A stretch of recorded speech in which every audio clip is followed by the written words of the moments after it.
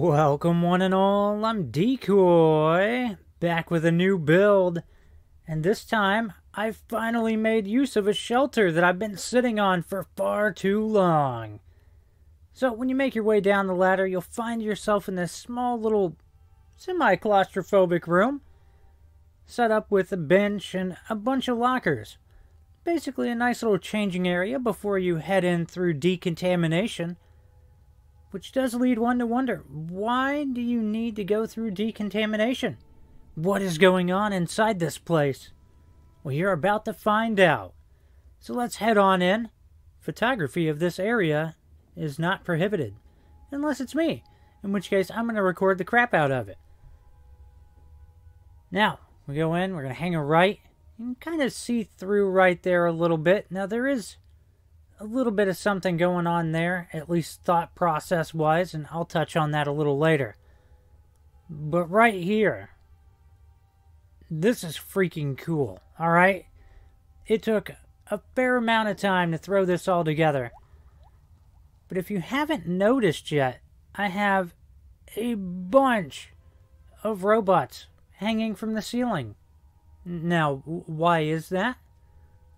Because that little conveyor line of sorts is part of an assembly line. I have built a robot factory of sorts.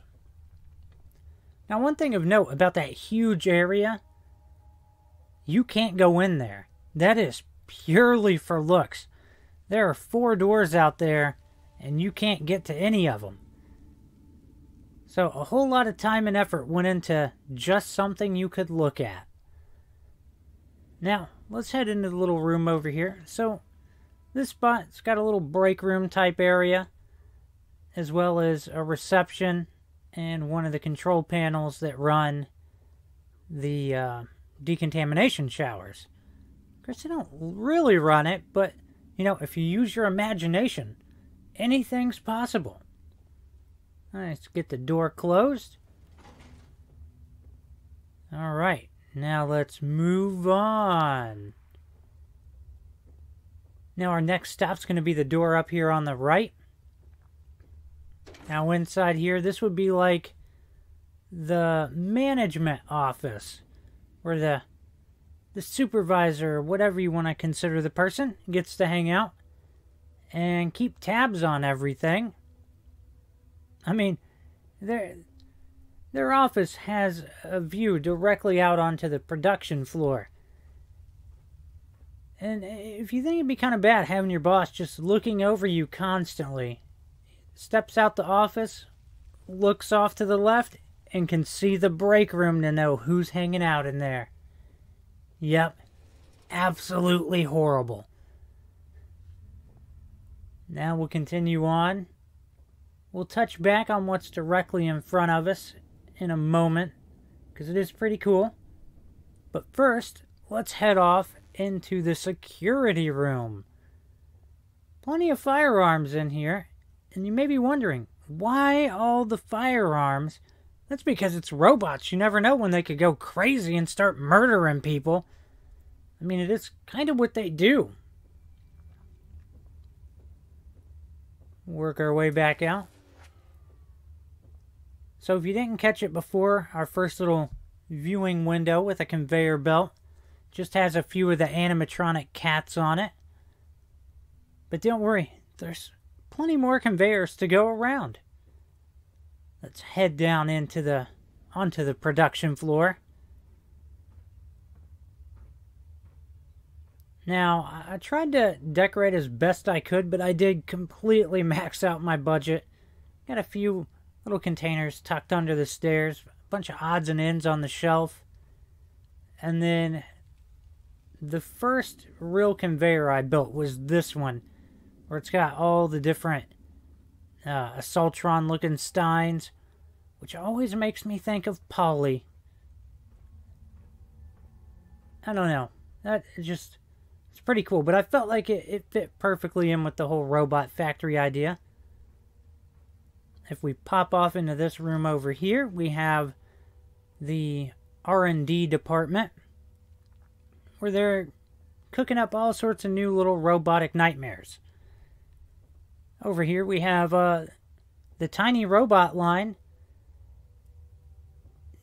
If you think a big robot's scary, just wait till you have a small robot popping out your eyeball or something like that. I don't know. It doesn't sound like it'd be very pleasant. Other little odds and ends on display. And then I tried to go with building a set of power armor that kind of looked like it could be a robot. I'm not sure how well I did, but I think it looks kind of cool. Then off in this display over here, it was a little bit of a fight, but I managed to get an Assaultron head on display in there.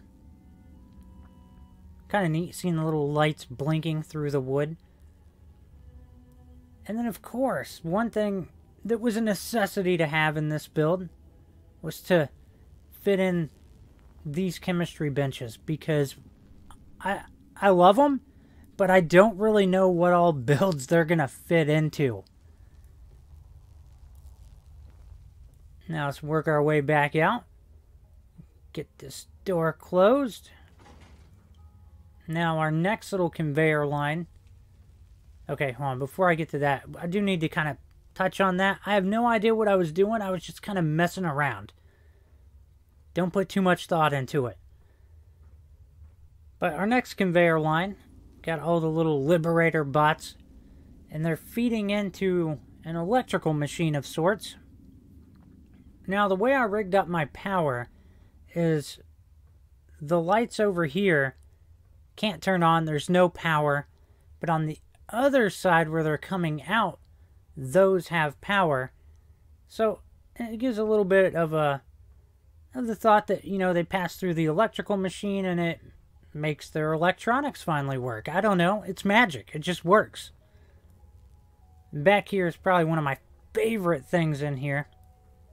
And that would be my robotic assembly line. I don't know. I saw the turrets and I was like, oh, I think I know exactly what I'm going to do. They're hard at work making the giddy-up buttercups that, you know, may or may not go insane and need that security room to come into play. My God, a bunch of vicious, bloodthirsty giddy-up buttercups.